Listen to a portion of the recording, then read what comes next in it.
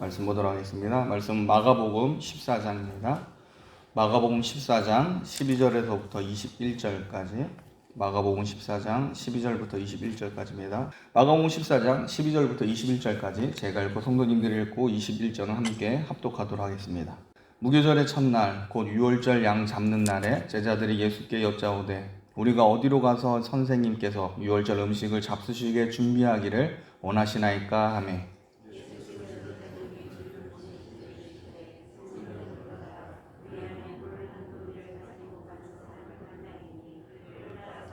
어디든지 그가 들어가는 그 집 주인에게 이르되 선생님의 말씀이 내가 내 제자들과 함께 유월절 음식을 먹을 나의 객실이 어디 있느냐 하시더라 하다. 아멘. 예수님께서 예루살렘에 오르시고 유월절 절기 중에 계셨습니다. 특별히 본문의 배경이 되는 날은 무교절 첫날 곧 유월절 양을 잡는 날이었습니다. 이때 제자들은 예수님과 함께 유월절을 보낼 장소가 필요했습니다. 제자들은 예수님께 우리가 어디서 식사를 하길 또 유월절 준비를 해야 될지 예수님께 묻습니다. 마가복음 14장 12절 말씀 우리 한 목소리로 한번 읽겠습니다. 14장 12절입니다. 같이 읽겠습니다. 시작. 무교절의 첫날 곧 유월절 양 잡는 날에 제자들이 예수께 여짜오되 우리가 어디로 가서 선생님께서 유월절 음식을 잡수시게 준비하기를 원하시나이까 하매. 여기서 우리가 한 가지 의문이 드는 것이 있습니다. 왜 제자들은 자기들이 알아서 장소를 찾지 않고 지금 예수님께 묻고 있을까요? 일단 제자들이 예수님께 어떤 장소에 가야 할지 물었다는 것은 그 당시 장소를 정하는 것이 제자들에게 있어서 굉장히 부담스럽고 어려운 일이었다는 것을 우린 짐작을 할 수가 있습니다. 예루살렘에 있었을 당시의 배경을 살펴봤지만 예수님께서 예루살렘에 올라가신 것은 시기적으로 너무 안 좋은 때라고 할 수 있습니다. 예루살렘과 너무나 가까운 이 베다니에서 예수님은 나사로를 살려주셨습니다. 이 일로 인해 예루살렘의 많은 사람들이 예수님에 대하여 더 많이 알게 되었습니다. 이런 상황에 종교 지도자들이 예수님을 잡으려고 했을 뿐만 아니라 살아난 나사로까지 죽이려고 했었습니다. 게다가 예수님께서 예루살렘에서 종교 지도자들과 논쟁을 하면서 미움을 굉장히 받았습니다. 그리고 성전의 이방인들에서 성전을 정화시키는 과정 중에 바리새인들의 큰 반감을 샀습니다. 그러므로 예수님의 신변이 위험하기 때문에 예수님과 안전하게 머물 장소를 찾는 것은 쉽지가 않았을 겁니다. 또 하나가 제자들이 예수님께 우리가 어디로 가야 할지 묻는 또 다른 이유가 있습니다. 유월절이 되면 외국에 살고 있는 디아스포라 유대인들이 성지 순례를 목적으로 이스라엘 예루살렘에 왔기 때문에 아마 이 유월절 절기 기간 동안에 예루살렘 도시에는 사람들로 인산인해를 이루었을 겁니다. 유대 교회사가인 요세푸스에 따르면 주 66년 예루살렘 성전 안에서 양 25만 마리 정도가 죽임을 당했다고 합니다. 평균 10명이 양 한 마리를 먹었다고 가정하면 약 250만 명이 이 예루살렘 가운데 거주했다라고 요세푸스는 계산을 합니다. 이 내용을 현실 그대로 받기에는 이견이 많이 있지만 일단 분명한 사실은 예루살렘 안에 사람들로 포화 상태가 되었다는 것은 확실합니다. 그런 상황에서 방을 구한다는 것은 거의 불가능하다고 볼 수 있습니다. 예수님께서 안전하게 머물면서 동시에 유월절 절기를 지킬 수 있는 적절한 장소를 예루살렘 안에서 찾는다는 것은 불가능하다는 겁니다. 이런 난감한 상황에서 제자들이 예수님께 우리가 어디로 가서 선생님과 함께 유월절 식사를 하면 좋을지 묻는 겁니다. 이때 예수님께서는 이렇게 말씀하십니다. 마가복음 14장 우리 13절 14절 우리 한 목소리로 읽겠습니다. 13절 14절입니다. 같이 읽겠습니다. 시작. 예수께서 제자 중에 둘을 보내시며 이르시되 성내로 들어가라. 그리하면 물 한 동이를 가지고 가는 사람을 만나리니 그를 따라가서 어디든지 그가 들어가는 그 집 주인에게 이르되 선생님의 말씀이 내가 내 제자들과 함께 유월절 음식을 먹을 나의 객실이 어디 있느냐 하시더라 하라. 예수님께서 직접 문제를 해결하십니다. 예수님은 제자 2명을 예루살렘 성 안에 들어가게 하십니다. 누가복음 22장 8절에 보면 이 두 제자가 베드로와 요한이라고 밝히고 있습니다. 누가복음 22장 8절에 이렇게 기록되어 있습니다. 예수께서 베드로와 요한을 보내시며 이르시되 가서 우리를 위하여 유월절을 준비하여 우리로 먹게 하라 라고 되어 있습니다. 예수님은 베드로와 요한을 예루살렘 성에 보내시고 물 한 동이를 가지고 가는 사람을 만나면 그 사람을 따라가라고 말씀하십니다. 그런데 당시 물동이를 나르는 여자들이 굉장히 많았습니다. 물동이를 이고 가는 사람이 한두 사람이 아닐 건데 그 많은 사람 중에 누굴 따라가야 할지 분간하기는 굉장히 어렵습니다. 그런데 여러분, 이 한글 성경, 특별히 마가복음 14장 13절에 보면 그냥 사람을 따라가라라고 되어 있습니다. 근데 헬라어 성경을 보면 사람에 해당되는 단어가 안스로포스라고 되어 있습니다. 여러분, 헬라어는 우리말과 다르게 단어마다 남성과 여성을 구별할 수 있게 해놨습니다. 그래서 이 마가복음 14장 13절의 이 안스로포스는 남성 명사입니다. 그러므로 여기서 물동이를 가지고 가는 사람을 만날 것인데 그 사람은 여자가 아니라 남자입니다. 물 한 동이를 지고 가는 남자를 만나기는 어찌 보면 그리 쉽지가 않습니다. 왜냐하면 보통 물동이는 여자들이 지고 다녔고 남자는 가죽 부대를 가지고 다녔기 때문입니다. 유월절을 앞두고 수많은 사람들이 예루살렘에 바글바글 할 때 예수님께서는 성내에 들어가면 물동이를 지고 가는 특이한 남자를 만나게 될 거라고 얘기하신 겁니다. 그리고 그 사람을 따라가라고 명령하십니다. 그리고 예수님께서 두 제자에게 그 사람을 따라가면 한 집에 들어갈 건데 그 집 주인에게 이렇게 말하라고 하십니다. 마가복음 14장 14절, 우리 한 목소리로 읽겠습니다. 14절입니다. 시작.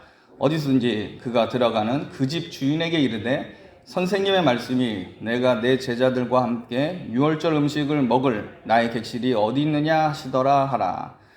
여러분, 14절을 통해 물동이를 지고 가는 남자가 하인임을 우리는 짐작을 할 수가 있습니다. 정리해보면 물동이를 지고 가는 남자 하인을 따라가서 도착한 집에 들어가면 그 집주인에게 객실을 요구하라고 예수님께서 말씀하신 겁니다.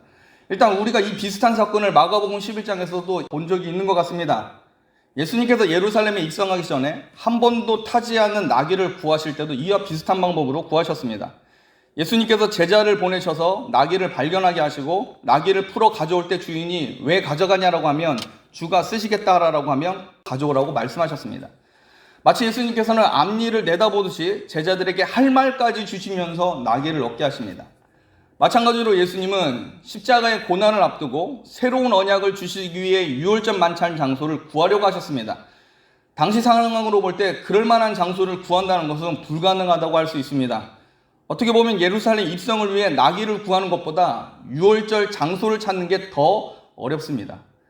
그런데 예수님은 성자 하나님으로서 물동이를 들고 가는 남자라는 뜻밖의 상황을 만들어내시고 제자들을 통해 할 말을 주셔서 유월절 만찬 장소를 찾으신다는 겁니다. 여러분, 성자 하나님 되신 우리 주님은 모든 상황과 여건을 만드시고 전지전능한 능력으로 모든 것을 예비하신 분이심을 믿으시길 바랍니다.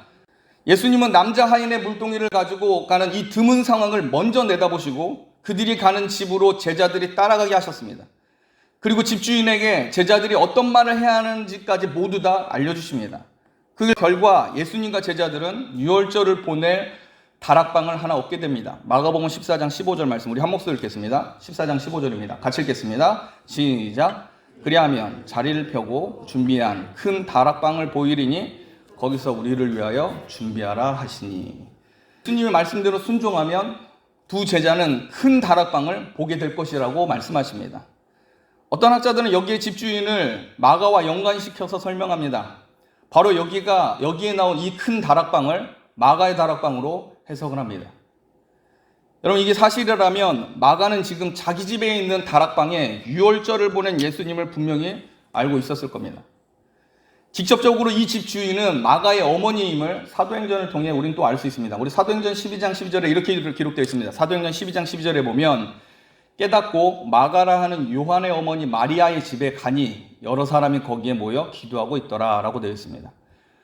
베드로가 감옥에 잡혀있다가 천사에 의해 구출받고 자기들이 기도하고 있는 성령 받았던 그 집으로 갔는데 그곳이 바로 마가의 어머니의 집이라고 되어 있습니다. 그게 바로 마가의 다락방입니다. 아마 초대교회 최초의 가정교회는 마가의 어머니의 집에서 시작되었을 가능성이 굉장히 큽니다. 다시 본문으로 돌아와서 이 마가는 자신의 집에 벌어졌던 예수님의 최후의 만찬 사건을 다루고 있으면서 자기를 드러내고 있지는 않습니다. 그런데 마가는 잠시 마가복음에서 은밀하게 자기를 드러내기도 합니다. 마가복음 14장 51절 52절에 보면 이렇게 되어 있습니다. 마가복음 14장 51, 52 같이 한번 읽겠습니다. 14장 51절 52절 같이 읽겠습니다. 시작. 한 청년이 벗은 몸에 배 혼이불을 두르고 예수를 따라가다가 무리에게 잡힘에 배 혼이불을 버리고 벗은 몸으로 도망하니라. 51절에 나온 이 한 청년이 바로 마가라고 합니다. 마가는 예수님께서 잡히셨을 때 벗은 몸으로 혼유부를 두르고 예수님을 따라가다가 잡힐 뻔한 경험을 마가복음에 은밀하게 기록을 해놓습니다. 말씀을 마치겠습니다. 당시 제자들은 예수님이 보실 때 답답하고 실수투성이었습니다. 서로 다투고 경쟁하고 예수님을 이용해 자기의 욕망을 이룰 준비를 하고 있었습니다. 예수님께 충성 경쟁을 하지만 이것은 자기를 사랑하기 때문이지 정말 예수님을 사랑한 게 아닙니다. 만약 예수님을 정말로 사랑했다면 예수님의 말씀을 진지하게 들었을 겁니다.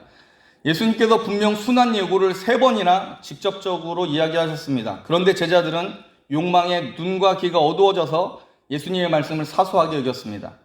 영적으로 무지한 상황 가운데 있는 제자들이지만 그래도 예수님은 제자들을 사랑하셨습니다. 잘못된 욕망에 자리 잡은 제자들이지만 예수님은 구속사를 이루는 과정 중에 중요한 시점이 되면 이 부족한 제자들을 사용하셔서 자기의 일을 행하십니다. 여러분, 피조물된 인간에게 있어서 가장 큰 특권은 창조주 하나님께서 구원 사역을 이루시는데 쓰임을 받는 것임을 믿으시길 바랍니다. 하나님께서 사랑으로 사용해 주실 때 이것은 축복이고 감사할 만한 내용입니다. 제자들이 장소를 찾지 못해 어떻게 할지 몰라 예수님께 물을 때 예수님은 말씀하셨고 제자들은 순종함으로 예수님의 역사를 이루었습니다. 제자들이 영적으로 무지하고 자기 욕망에 사로잡혀 있지만 하나님의 은혜로 제자들은 예수님의 말씀을 들으면 문제는 해결된다라고 하는 이 감각이 여전히 살아 있었던 겁니다. 제자들에게 이 겨자씨만한 믿음은 여전히 살아 있었습니다. 교회도 비슷한 상황이 있을 수가 있습니다. 교회도 제자들처럼 실수투성이고 오류가 있을 수 있습니다. 세상 욕망에 눈이 가려져서 예수님의 메시지를 제대로 가늠하지 못할 때도 있습니다. 그런 가운데도 교회 안에 겨자씨만한 믿음을 가진 성도를 예수님은 사용하십니다. 성경은 살아있는 믿음, 예수님의 말씀에 대해 희망을 거는 성도를 사용하셔서 하나님을 의지하게 하시고 하나님께 우리의 길을 묻게 하십니다. 어려운 일을 만났을 때 제자들은 자기들이 감당하기 어려워할 때 예수님을 찾았고 그리고 순종했습니다. 그러므로 문제는 교회가, 성도가 제자들처럼 예수님께 간구하고 예수님께서 시키는 대로 순종할 수 있는 그 겨자씨만한 믿음이 있느냐입니다. 예수님의 말씀에 제자들이 순수하게 순종할 때 예수님은 제자들의 그 순종을 통해 초대교회 최초의 가정교회 마가의 다락방을 얻게 하십니다. 오순절날 성령의 임재를 경험한 거룩한 장소를 예수님은 두 제자의 순종을 통하여 얻게 하십니다. 그리고 예수님께서 죽으시고 부활하신 후에도 그곳에서 제자들과 함께 하셨을 가능성이 큽니다. 성도가 된 마가와 이 마가의 어머니는 분명 제자들의 복음 증거로 인해 예수님을 더 자세히 알게 되었고 자기 집을 내어주어서 교회가 되게 하였을 겁니다. 영적으로 무지하지만 말씀을 믿고 전한 제자와 제자의 말에 순종한 집주인의 믿음을 통해 최초의 교회가 시작된 겁니다. 그리고 그곳에 성령의 불같은 역사가 일어나게 됩니다. 그러므로 여러분, 영적으로 무지하고 곤란한 상황이 있을 수 있습니다. 그러나 예수님의 말씀, 성경 말씀을 순수하게 믿고 따르겠다고 결심하면 겨자씨만한 이 작은 믿음이라도 삶 속에서 살아있게 그 불씨를 피우고 있다면 우리 예수님은 분명 그 가운데 일하실 겁니다. 여러분의 상태 그 이상으로 여러분을 쓰시겠다고 하신 하나님의 주권이 하나님의 큰 일을 이루는데 사용하실 겁니다.